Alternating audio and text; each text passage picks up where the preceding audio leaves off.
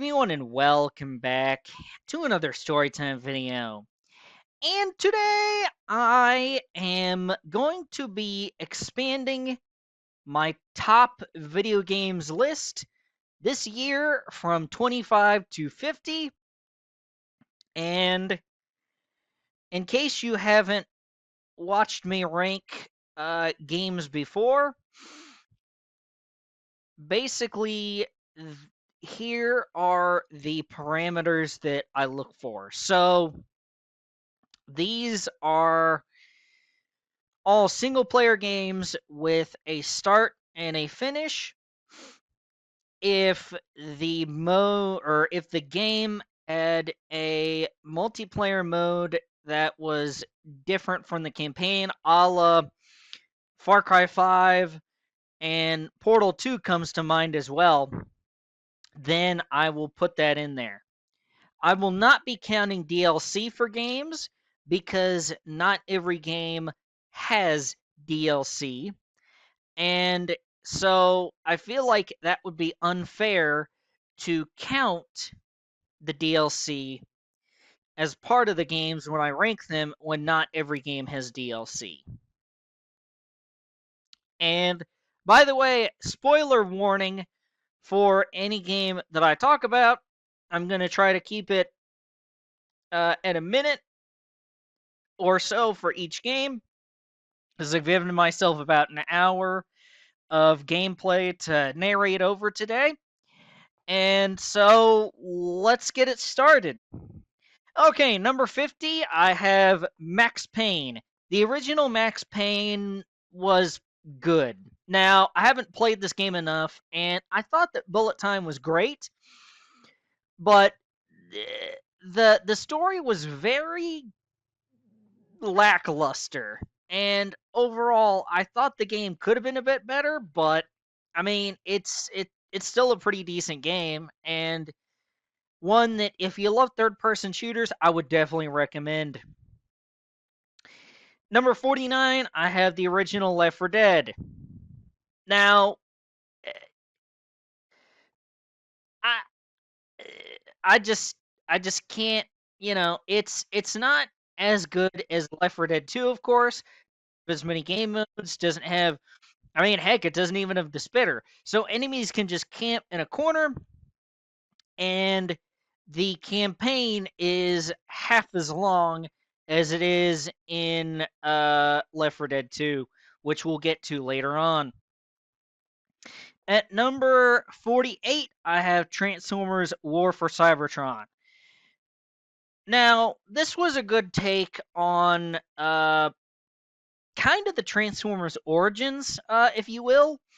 This is definitely their story before they came to Earth, and uh, it's told very well. Like Starscream joins the Decepticons during this game, and spoiler, Zeta Prime dies halfway through the game, and Optimus Prime basically, well, Optimus becomes a Prime, assumes the Matrix of Leadership, and commands the Autobots after Zeta Prime dies. But I do really like that you get to play as both Decepticons and Autobots. That's something not every Transformers game has, but it was very welcome to me because I really loved playing with Megatron. Okay, at number 47, we have Chex Quest HD. Now, I don't have a whole lot to say about this game. It's a game that you can complete in an afternoon, probably in about a couple hours, 2 or 3 hours. It's good. It's basically a Doom clone. Back when the original Doom came out, a bunch of games used that engine, and the original Chex Quest basically used that, and this is the remaster of that Chex Quest game. This is the game that you could get for, I believe it was getting a certain amount of boxes of checks or something. I don't quite remember, but yeah. So it's a shooter where you basically shoot these things. basically shoot the enemies, these glorbs, and it's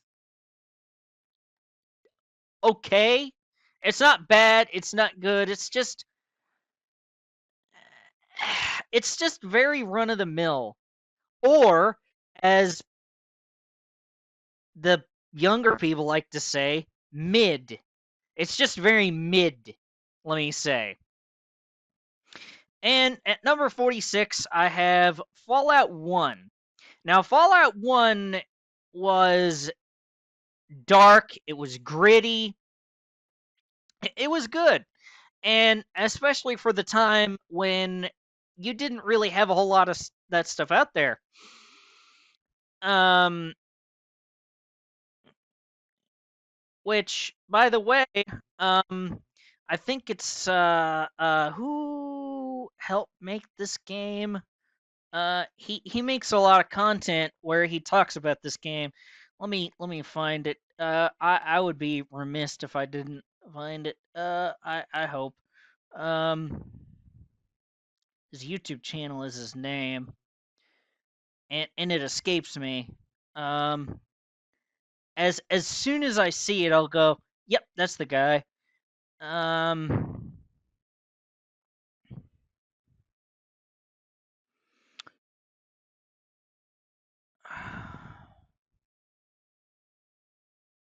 did YouTube unsubscribe me from it?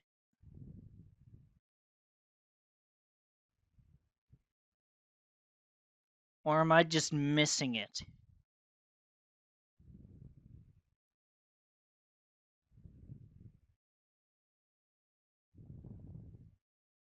I think I'm missing it.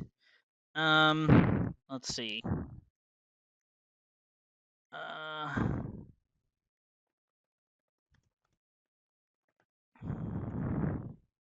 Tim Kaine. Yeah, Tim Kaine. Tim Kaine has a really good YouTube channel.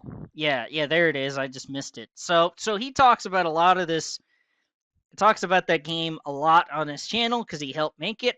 And yeah, in case you really like Fallout 1 and want to know more about the development of the game, watch his channel. It's very cool.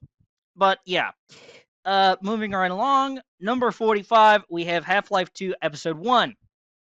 Half-Life 2 and its engine, the source engine, or the Gold Source engine, I guess it was, or no, it was the Source engine. Gold Source was Half-Life 1. Anyway, so uh, the Source engine was very cool, and I liked being able to kind of go through it without being able to, or without having to rely on a weapon. I thought that was very cool, and Valve did a great job with this game. I just wish that it was a little longer. Thankfully, episode 2 was a little longer. We'll get to that in a little bit. At number 44, I have a Portal 2 mod, called Portal Stories Mel.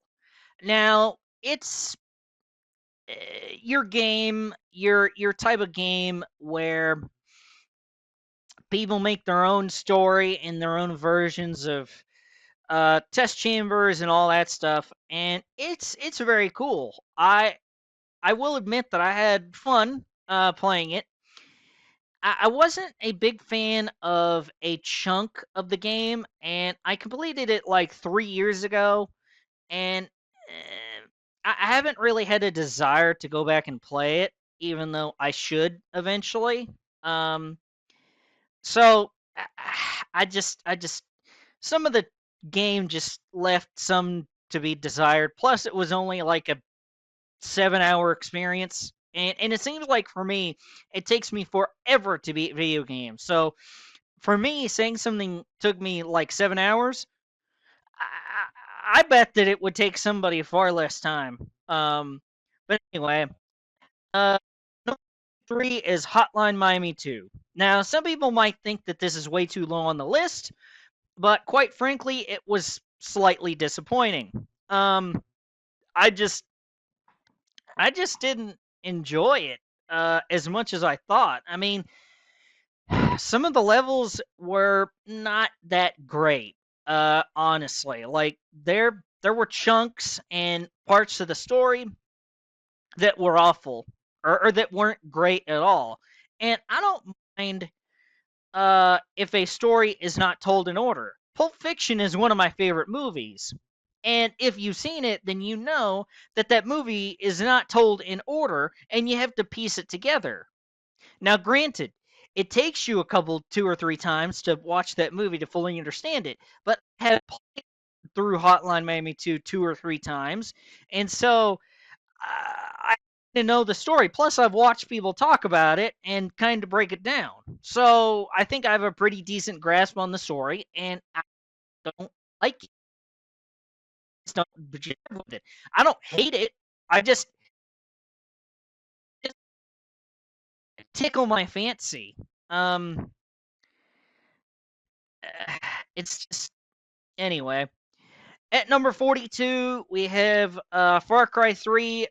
Probably given all the other stuff above that I have ranked above Far Cry 3, some people might think that's disappointing. Because usually when you have a bunch of games that somebody has played, number 42 is not really that bad. But really, I've only beaten 73 games, at least on Steam.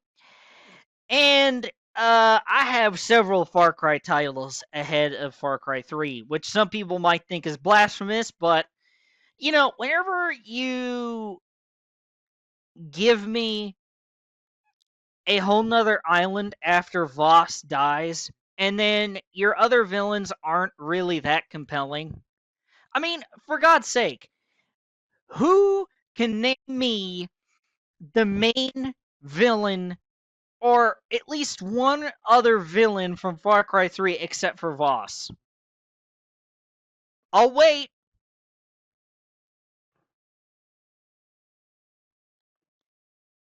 I hope you guys said Hoyt or something else.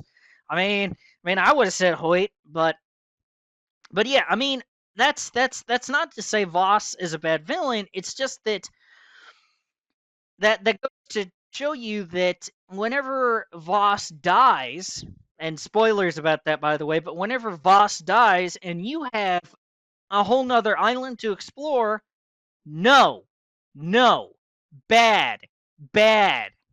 No, I did not like that whatsoever. And then I, I just I just don't I know I've been saying this a lot, but Far Cry 3 just didn't jive with me. I just didn't like having to craft every freaking thing in existence. And then I didn't necessarily enjoy the game world that much. I just didn't. I mean, I remember the definition of insanity speech, yes, but there's not a whole lot that I remember other than trying to. Oh, yeah, there's Buck too. That's a villain too that you got to get a knife for. I bet you guys didn't remember that, but you guys remember Voss. But anyway,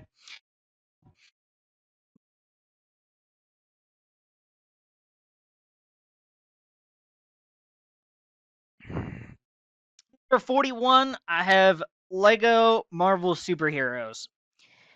This game was very fun, and being able to play as a bunch of Marvel superheroes. Of course, it's in the title, but being able to play as so many different characters like the uh, uh, Avengers, including the Fantastic Four, I thought that it was really cool. Now, there's only at least for me out of that one game so much enjoyment and so much fun I can get out of a Lego game. Because first person shooters are really my thing. Now, the game that you're watching on the screen is kind of the exception to that. I mean, it's not a first person or a shooter game at all, but I digress. Um, but yeah, Lego Marvel Superheroes, good game. I've replayed it once or twice since I originally beat it. Um, number 40, Left 4 Dead 2. Uh, it built upon everything that was good about Left 4 Dead 1, but you added the spitter so nobody could camp anymore whenever you were playing against other people, and it added more game modes that you could play in a multiplayer setting and in a campaign setting. I'm just not the biggest fan of or zombie games. Otherwise, this game would probably rank higher for me because of the amount of bonus, well, quote unquote bonus content with all the multiplayer stuff that helps keep the game fresh and helps me want to play it. Because going through the campaign, I'm I'm sorry, but that can get a bit boring at times. To be honest, but that multiplayer adds to that. But I'm just not a big fan of zombie games. Sorry to anybody that is, but I'm just not. Um, Number 39, I have Doom 2. This is the second oldest, I believe, the second oldest game in this entire list. Now, I, yeah, this is the second oldest game that I've completed or at least on Steam, and the oldest game that I will talk about today. The first Doom being the oldest, technically the Ultimate Doom, but splitting hairs there. So on a technicality, Doom 2 is the oldest that I played. Anyway, so Doom 2 is awesome. It basically added the Revenant and it added verticality. So the level design was I don't want to say better, but it was more expansive and it allowed for more creative freedom. And overall, it was a great experience. Better than the original Doom, which Doom fans will probably hate, but you might end up liking me by the end of the video. Who knows? Who knows? Stick around. Stick around. At number 38, I have Halo 3 ODST, which let me let you know that this is the lowest ranked out of the Bungie made Halos. Halo 4 didn't even crack the top 50, by the way. It didn't even crack the top 60. But anyway, Halo 3 ODST, as you go, is an orbital drop shock trooper. ODST, orbital drop shock trooper. And it's a great story, yes. And being able to play as a different character other than the chief, um, it's not bad. I mean, I think Halo 4 is worse, and you do play as the chief in that one. It just doesn't quite feel right, but it tells them but it tells a great story. I don't quite want to say amazing story, but it tells a pretty good story and one that I like. But ultimately, I like every other Halo Bungie made more, and 37 other games that are better than this one. At number 37, I have Borderlands 1. Now, Borderlands 1 is good. It's a good starting point to get into the series.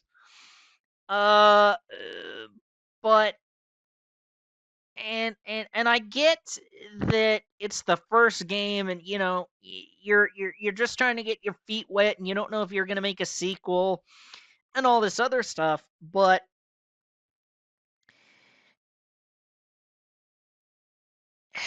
I I, I just can't. It's it just I don't want to say it feels bland, but and and I don't want to say it's mediocre because it's really not. It's good. It's just that it it doesn't irritate me like some other games that I won't talk about today. Well, actually, like its a sequel, Borderlands 2, which people might hate me for that, by the way. But um, anyway, and it's not as good as Borderlands 3 or the pre-sequel, but it's still really solid. And I don't necessarily like the end boss, but I mean, it doesn't it has its moments for sure. Um, but it never made me really too mad. In the end, number 36, I have Portal 2. Now, I wish that I liked puzzle games more. If I liked puzzle games more, then this would be ranked higher on my list. But simply put, I don't, so it's not ranked higher on my list. Now, of course, I did give it credit for the multiplayer and being able to go through basically your co-op, which I've done with a couple different people, and that's friggin' awesome. Messing with your partner, especially when you get to the lasers, oh my god, that is very, very fun.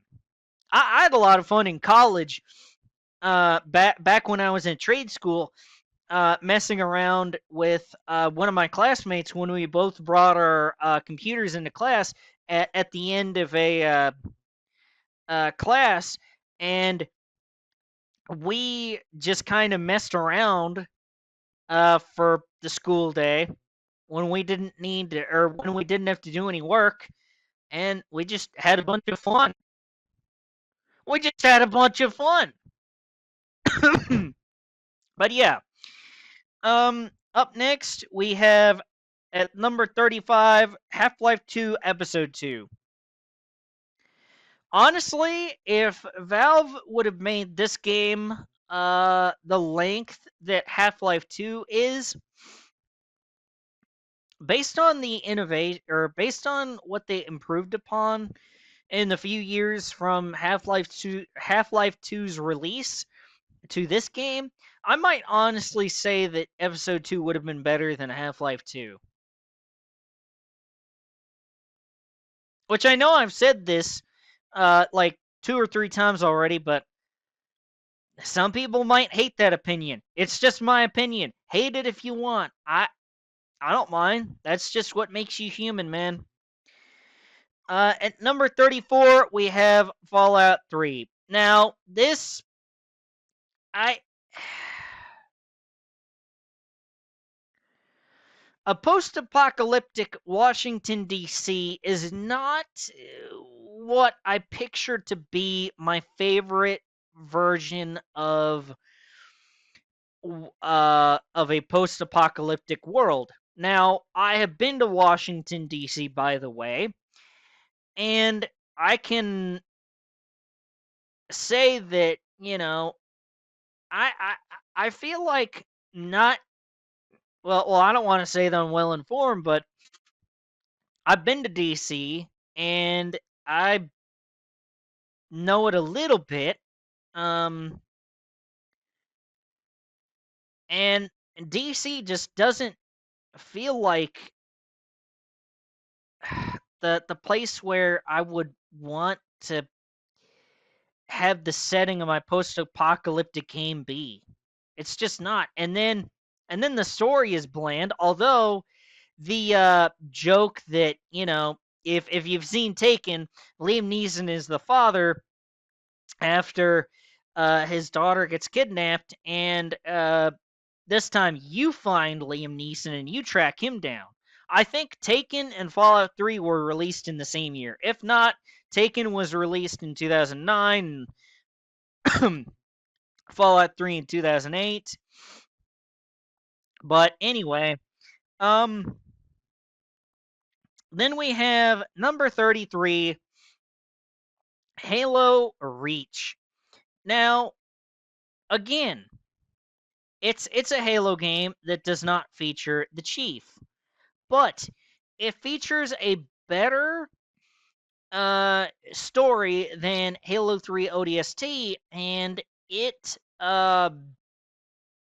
serves as a really good prequel to Combat Evolved. And I uh I love the team aspect. And this game basically reinforces what it truly means to be a Spartan. And while some people don't really like this game at all, I I, I do enjoy it. I think all of Bungie's Halo games are, well, pretty much all of them are masterpieces. Um so but yeah, moving on. At number 32, I have BioShock Infinite. Now, I like Columbia as a city. It is no Rapture, though. I prefer Rapture as a setting to Columbia, but Columbia is not bad at all. I I do like Columbia, but Columbia and Vigors feel like diet versions of Rapture and Plasmids respectively. And I get that comparing BioShock games against each other. It just, some of the battles in the sky just weren't the best, and then gliding along the sky rails, eh, wasn't exactly my idea of the best fun, but it was still fun regardless. But yeah. Uh Number one, I have Max Payne 3. Now, this game was was pretty good. Um they definitely expanded upon Max's story and gave us some new settings besides just New York City with Max. And I thought that was cool. Um, so yeah, it's my favorite Max Payne game, but I would still definitely recommend with starting with one. Not only because it's simpler and easier to grasp if you need to, but in terms of getting to know Max and really appreciating the story of 3, you need to play 1 first to have that appreciation of Max. So, and at number 30, I have Doom 2016. Doom 2016 was a good, a really good return for Doom after Doom 3, which I have not even touched yet, let alone beat, by the way. But Doom 2016 definitely helped revive Doom and gave us what we have today in terms of that series. And for that, I am thankful. But aside from that, Doom 2016 is a really good, it's a really good game. And while it's not the best game out there, not even the best Doom game, it's still good, and I wouldn't recommend it over a couple other games we'll get to later, but play it if you want. I don't think you'll regret it. Number 29, we have Borderlands 3. Now, I prefer Borderlands 3 over 1 because you get to explore more planets besides just um oh god, I'm forgetting the main planet now for Borderlands. Uh why can't I remember that? Dadgummit. Let's see.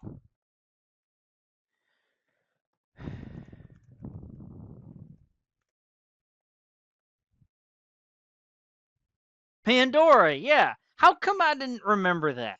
Well, it's because I haven't really played through 1, 2, or 3 in a long time. Well, in about a year at least for either one of those three. But yeah, you basically get to explore stuff other than Pandora. But the villains, my God, the villains. Jesus. I don't know if they made the villains annoying on purpose so you'd want to kill them, but good God, man, I just. Why?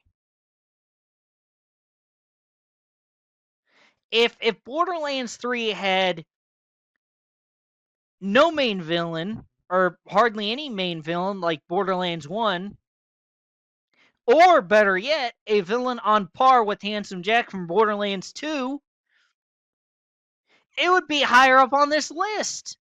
But quite frankly, I can't stand those two, and they get way too much screen time.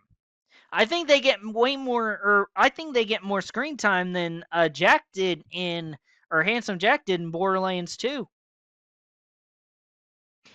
But yeah, moving on. Number 28, I have Yakuza Kiwami 2. I liked Kiwami 2. The story was good. I was not the biggest fan of how skills were distributed and all that stuff, and the combat at first. Oh Lord, the combat. My thought at first was, why can't this be like Yakuza 0 or Kiwami in terms of combat? Like, why? But then I got later into the game and I'm like, okay, I'm used to this combat again. But now that I'm playing through Yakuza 0, if I jump back to Yakuza Kiwami 2, I think that I would feel that same way. And I just don't like the combat as much as I would like to. And for a Yakuza game, I kind of feel like that's a sin. At number 27, we have Wolfenstein: The New Order. Now, of course, as you can gather, and as I mentioned earlier, I really like first person shooters. Now, Wolfenstein The New Order was great, and when BJ Blazkowicz was talking, it seemed like, especially with the cutscenes, it seemed like I was watching a movie when the narrator narrates things that happen throughout his life, especially like the whispering that he did when he was narrating it. It just felt like a movie. And the gameplay was great, but there were some parts of it where it really frustrated me. Now, I don't mind challenge in a video game, but I just uh, yeah, I liked it, but it could be better. It could have been better. At number 26, we have Far Cry 4. Kira, awesome. Might not be as good of a villain as Voss, but and I think they kept Pagan Min alive so that you didn't really have a lot of outrage like there was when uh, Pagan Min died, and I can totally understand that, but uh, it doesn't take away from how good of a villain Pagan Min. Pagan Min is almost as good of a villain as Voss, and there's a whole bunch of improvements in Far Cry 4, and Hero far more awesome than any freaking island that Far Cry 3 wants to throw at me in terms of the world that I've been for about 30 hours. Sorry, my throat's getting dry at this point. At number 25, we have Postal 2. This game is the most offensive game that I have ever played, and my god, is it so fun. I kind of wish it were a little longer and it was a little more expansive, but I don't mind going for simple. Well, it's not simple, but I don't mind if a game is not necessarily complex if it entertains me and I have a really good time with it. Because that's the point of video games, at least for me, is for them to entertain me. And that's what Postal 2 did. But if I uh I would have to know you personally to recommend this game to you because this game in terms of how offensive it is, it doesn't really hold any punches. Now, number 24, I have Halo Combat Evolved. The first of the first of the Bungie trilogy. Now, this game was a really good starter to the Master Chief story, and it was great seeing how the Covenant and then the Flood. Seeing the Flood introduced the first time, I was like, "Holy crap! Now I gotta fight those things, or now I gotta fight that." It was awesome. The Flood was intimidating in this game, and overall, it was awesome. Difficulty wise, I think it's the best one out of the three, but overall, I think it's the weakest of the trilogy, though. Number 23, we have Bioshock. Oh, Bioshock 1. Rapture is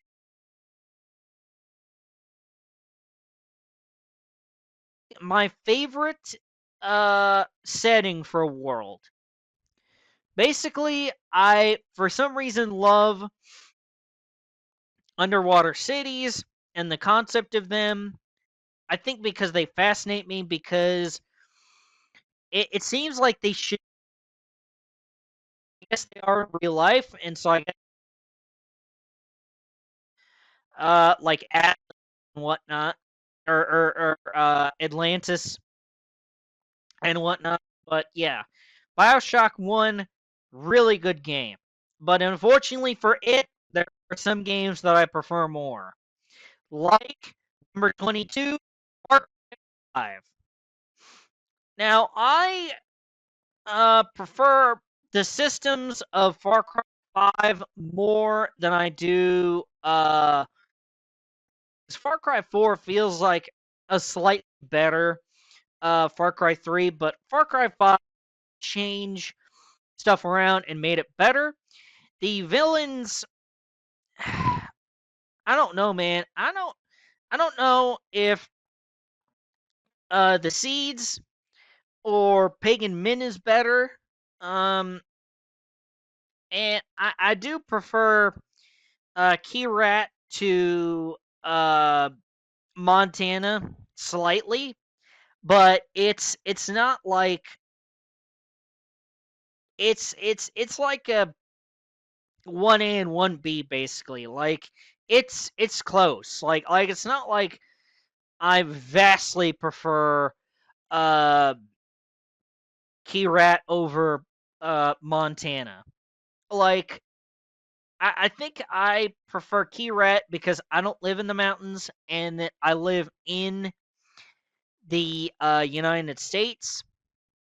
Well, mainly because I live in the United States. I think because I live in the United States and I'm able to see stuff like Montana all the time, I think that's why I get to see Keyrat. Video games are a way for me to escape, and I think that's part of it. Now, number 21, Far Blood Dragon. This game is, or basically, it's basically a love letter to the 80s. 80s references all over the place, neon lights, and while it's short and the boss is basically or the final boss is basically cinematic, it's still awesome. It's still really awesome, and I highly recommend it. Number 20, I have the original Half-Life.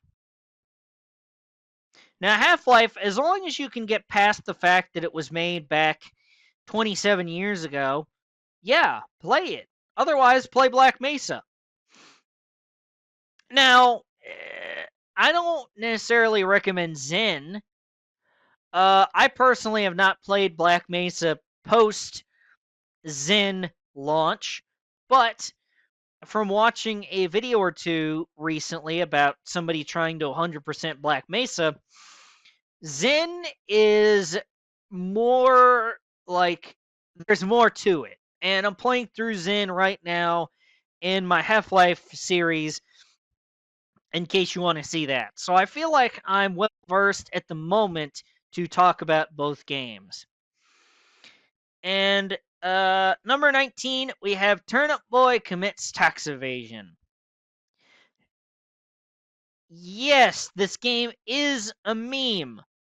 However, it is a really good meme and has a lot of jokes and really made me laugh. Turnip Boy Commits Tax Evasion made me laugh hysterically several times throughout the, I don't know, 5 or so hours that I had in it when I played it the first time. Like, you're supposed to get somebody who's basically a streamer a tier 3 sub, and you're supposed to get him a sub sandwich. And she's like, oh, thank you. You know, it's like, it's just jokes like that that I really like. At number 18, I have Resident Evil 5. Before I played this game, I had heard that it was Resident Evil 4, but during the daytime. That's kind of right and kind of wrong at the same time. Like, that's right and wrong at the same time. Sure, the game feels like Far Cry 4. It's not quite as good as Resident Evil 4, but RE4 is longer and it has better bosses and characters that stick out in your mind. And I'm talking about the 2005 version, by the way, of RE4, which we'll get to a little later. Number 17, I have Grand Theft Auto San Andreas. The third of the PS2 trilogy, and the one game that I guess I shouldn't say that because I guess Grand Theft Auto would be, or Grand Theft Auto 5 would be that one game, but yeah. San Andreas, I don't want to say has a cult following because it's not like niche in any sense. I think it's the second most known and second most played Grand Theft Auto aside from GTA 5. And it's awesome. Playing as CJ, you have your Grove Street family, and it's just awesome. It's just awesome. Number 16, we have Hotline Miami 1. Granted, the story is more basic in this one than it is Hotline Miami 2. Do I care? No. No, I don't care that the story is basic. I would rather the story be basic than me not really like the story or jive with it like in Hotline Miami 2. Like, would you rather be something mediocre or something be terrible? I would rather something be mediocre personally. But the gameplay and the levels, oh my god, dude, it's so awesome to be able to boot up Hotline Miami and have so many different playstyles based on the masks that you can wear. Like, do you want to have silent gunshots and kind of go in guns a blazing? You can do that. Do you just want to go in with a knife and kill everybody that way? You can do that. Do you want to be able to survive one bullet shot or one bullet? Yes, you can. It just gives you a lot of versatility to be able to do a lot of stuff. But yeah, moving on along, number 15, Transformers Devastation. This is my favorite Transformers game that I've played. It's a shame that you don't get to play as the Decepticons like you do the Cybertron games, but I still really enjoyed it regardless. I enjoyed the melee aspect a whole lot. And going to Cybertron at least was a nice change of pace, because had we stayed on Earth the whole time, it might have started to get repetitive. But thankfully, that break to Cybertron definitely helped the pacing a little bit and helped the game not feel as repetitive. This is a game that you could beat maybe in an afternoon again, just like a couple other games on this list. When I played it for YouTube, it seemed like it took me forever to beat it. It took me like 25 hours. So that goes to the taking forever to beat games, especially on my first playthrough. But anyway, so at number 14, we have Half-Life 2. Now we're starting to get into some games that people consider the greatest game ever made. And I, of course, would disagree, but I can see why they would think that. Half-Life 2, especially for the time back in 2004, was revolutionary. I always have a blast going back to playing Half-Life 2. Uh, just traveling everywhere on foot, or um, based on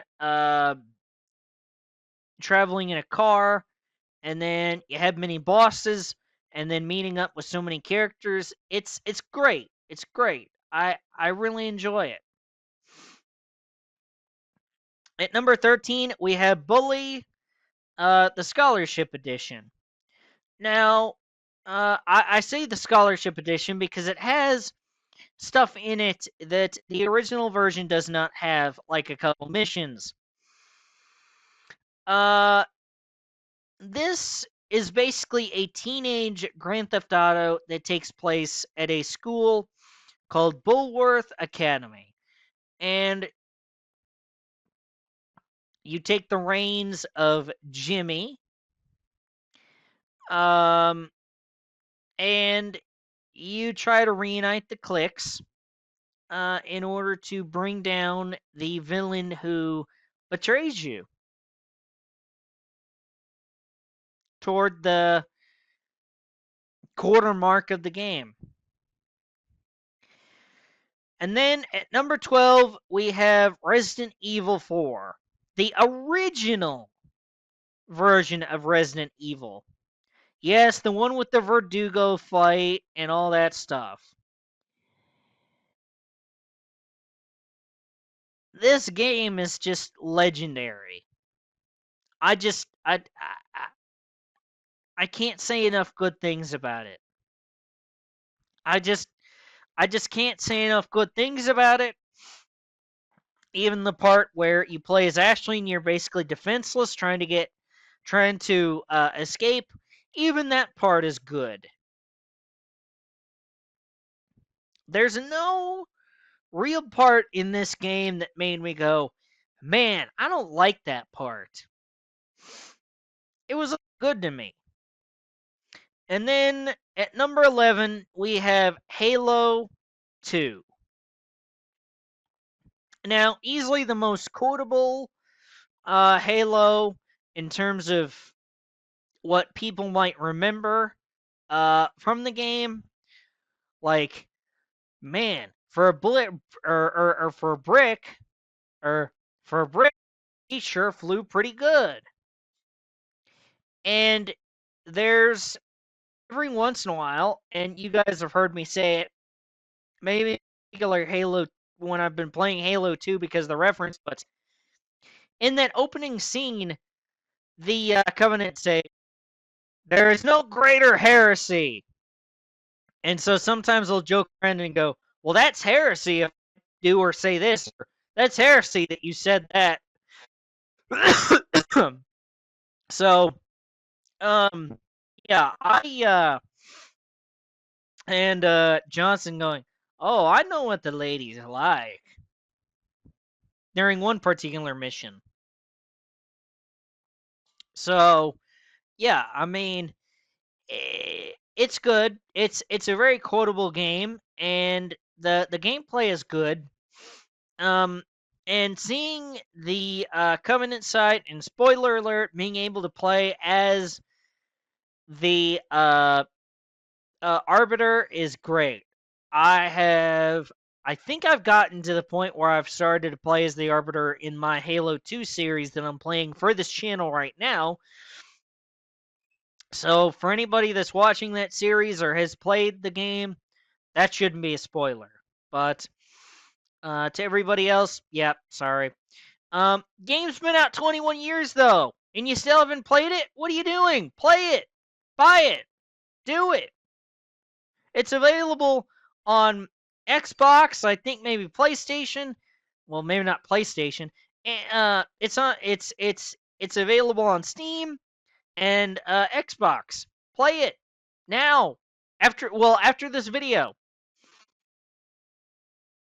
we have my favorite Far Cry game, Far Cry 2. The setting of Africa is my favorite setting in a Far Cry game. And the civil war that takes place is awesome. And being able to uncover who the Jackal is during the game is awesome as well. And I think Far Cry 2 has the best story out of any of the Far Cry games. Now, I don't think it necessarily has the best gameplay, but in terms of immersion, nothing that I have played has it beat. This is the most immersive game that I've ever played. And I played a lot of video games in my past. Whether it's different games or hours in them or what have you, I played a lot of games and nothing immerses me in the game like Far Cry 2. Up next, we have Fallout New Vegas. New Vegas is an awesome setting for post-apocalyptic. I mentioned earlier how I don't think Washington D.C. is the best setting for a Fallout game, but the West in New Vegas is awesome for that setting, and I don't think it can go wrong. And it amazes me that this game was made in just 18 months. Granted, they didn't need to get a different game engine than what they had in Fallout 3, or they used the same one that they had in Fallout 3, but still, the fact that they made this good of a game in 18 months blows my mind. At number 8, we have the newest game in this list, and one of the newest games out there on the market, and a game that came out last month. Doom: The Dark Ages. Now, Doom: The Dark Ages was good, but it just felt like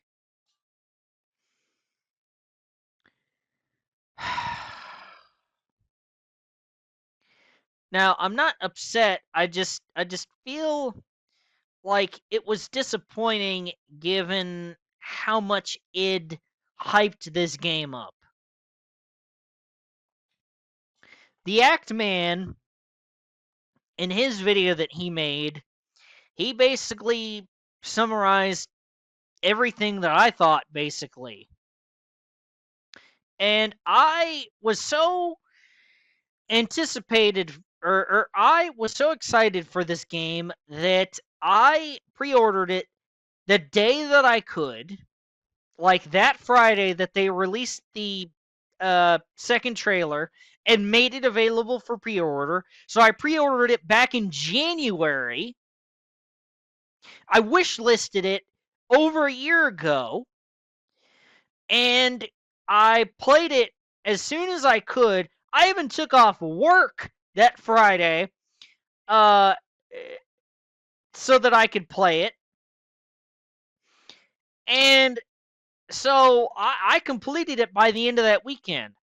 And so I did not like the Act Man's video did not influence what I thought of the game. It did not. Uh and I think I completed it before he did. Well, maybe, I don't know. I completed it May 17th. Well into the wee hours of May 18th, but still. Um Number 8, it goes. It's still a masterpiece, but I just feel like they could have done better. They could have done better, and thankfully they listened to criticism. Thankfully Hugo Martin and his team listens to criticism. So I trust that they'll make another really good Doom game. And I think I said it back in 2021 when or maybe 22 whenever I talked about Doom Eternal, which I'll talk about here in a few. But they did not need to make another Doom game. I appreciated that they did, but they did not need to make another Doom game because I back then did not think that anything could really live up to what Doom Eternal did. And, turns out I was right. But based on the hype, I thought, man, can I really have Doom Eternal and Doom the Dark Ages like in 3? Like 2 Doom games at the very top? It's like, can I do that? It's like, yeah, it's my list, but are people gonna think I'm crazy? At least crazier than I already am. It's like, yeah, potentially. But yeah, and then number 7, I have Yakuza Kiwami. Kiwami was a really good way to kick off Yakuza, at least the remaster of that original Yakuza. Now, fun fact, I actually own a copy Yakuza PS2 in my video games collection. That's just a little fun fact, by the way. That yes, I will flex that. I don't know how much it's worth, but yeah, I have a sealed copy. I think it might be originally sealed too. But anyway, yeah, it was a great way to start out Kiru's story. Spoiler, um, going to jail, which that's not really, I guess, a surprise given that in the opening scene, you see where Kiru is in a room with somebody murdered. Well, that's how technically Zero starts. But anyway, here nor there. At the moment, Halo 3. Halo that was ever made. The story was it was still a pretty decent story, but the gameplay was really good. It was really good. Being able to take down a scarab and have that be a boss fight instead of just a set piece like it was in Halo 2. Oh my god, it was awesome. And being able to tie up loose ends, and based on the way that Chief's story kind of wraps up, at least before they dug it up or dug up that grave and pissed all over it with Halo 4, which is part of the reason why I don't like that game. But based on the way they wrapped up Chief's story, I thought it was amazing. So yeah, and then here we go. We're getting into the top 5. And if anybody wants to make an argument for any of these games being the greatest game ever made, then I honestly could not disagree with you. Now, there's other games like Half-Life 2 that I can definitely see your point. I wouldn't necessarily agree with you, but I could definitely see your point. But these top 5, if you said that, then yeah, I might agree with you, even though 4 of these are not. They're just, you know, I could not. Well, let me just say that if you think that any game aside from these 5 are the greatest game ever, I might disagree with you, but I definitely see your points, and I wouldn't think you're crazy. For games like Half-Life 2 or Halo 2 or GTA San Andreas or stuff like that. Like, I could definitely see that you're not crazy, but I would disagree with you. But these, I couldn't necessarily disagree with you. Number 5, we have Batman Arkham Asylum. It is the game that you've been watching gameplay of for the past hour. And, well, of course, up there in the top left-hand corner, it tells you what game it was the whole time. But, it serves as a nice, I don't want to say origin story for Batman, because that's Arkham Origins. Uh, but yeah, it serves, it has a really good, story, and gameplay is great. Gameplay, and then the bosses are good. At number 4, we have Yakuza 0. If you want a game that has gobs of side content, then play this game. If you are a completionist, do not stay away from this game, man. Because you'll have to complete a whole real estate time with or a whole real estate storyline with Kiru, and then a whole cabaret club storyline with Majima, and that's insane, dude. Like, I could pour 30 hours into either one, like I've done before, and side content because you don't have to touch the real estate or the cabaret club besides when you get introduced to the darn things. Um, I mean, it's like 35 hours if you don't complete the main story, or if you just do the main story. But if you do side content too, like if you 100% the game, Oh my god, dude, it could take you over 100 freaking hours to complete the game. I mean, as I mentioned, it's like 30 hours each. On top of that, it's like 90 to 95 hours if you complete the main story and that, much less other stuff. I mean, it's insane how much side content there is. But the story of Yakuza 0 is something that something that I wish that I could forget and experience for the first time all over again because it is so incredible. Yakuza 0 has the best story that I have ever experienced in a video game. The story is so good that it kept wanting like I kept like part of me wanted to get through the gameplay just so that I could see where the story was going to go next. Certain parts of the game, I was like, okay, well, let me just get through this gameplay so I can figure out what happens next in the story.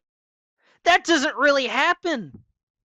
Like, I, I would have been just as happy if I would have watched somebody else play the game and watched the story happen.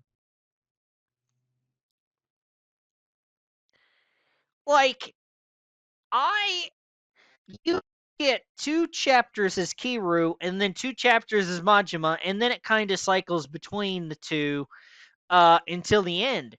And so when you switch to one character or the other, you just it typically leaves you at a cliffhanger to where you think, oh, how was he gonna get out of that, or what's gonna happen to him, or what's gonna happen here or there. It's like it's just freaking good, man. It's just it's so good. And then number 3, we have Batman Arkham City, which Batman Arkham City is Batman Arkham Asylum 10% better. So Arkham City is Arkham Asylum, but 10% better. Uh, I just love how they did the villains in the Arkham series. I love that a lot, and being able to explore the city and not just being confined to the asylum, as well as the gameplay being better with more gadgets, and Batman just feels better. And then you get to play as Catwoman too, for a nice little change of pace. Some people don't like that, but I don't mind. I don't mind. And number 2, we have The Elder Scrolls 3 Morrowind. This is a game that some people will find it really hard to get into, but if you really like RPGs and you can stomach the beginning of the game or you know how to get through it, it is very, very rewarding and you will definitely enjoy it. And then my favorite game of all time, it has not changed in the past year or so. It is Doom Eternal. Doom Eternal is so freaking awesome. It's fast paced, and I absolutely love it. I love it. Of course I do. I mean, it's the greatest game ever, in my opinion. And now that we're over 5 years removed from this game coming out, which I can't believe it though. 5 years, Jesus. I remember when this game came out and it was all over the place. I hadn't started playing Doom yet, but anyway, uh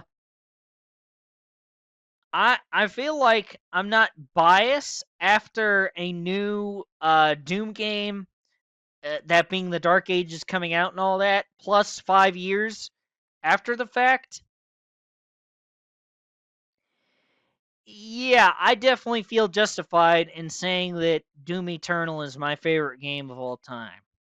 Of course, it's my opinion, so it doesn't matter what if I'm justified or not. But I just feel like it's the greatest game of all time. But yeah, leave your thoughts and opinions down below, and ask me about any game that I did not talk about today, because there are like 23 games that did not make the cut.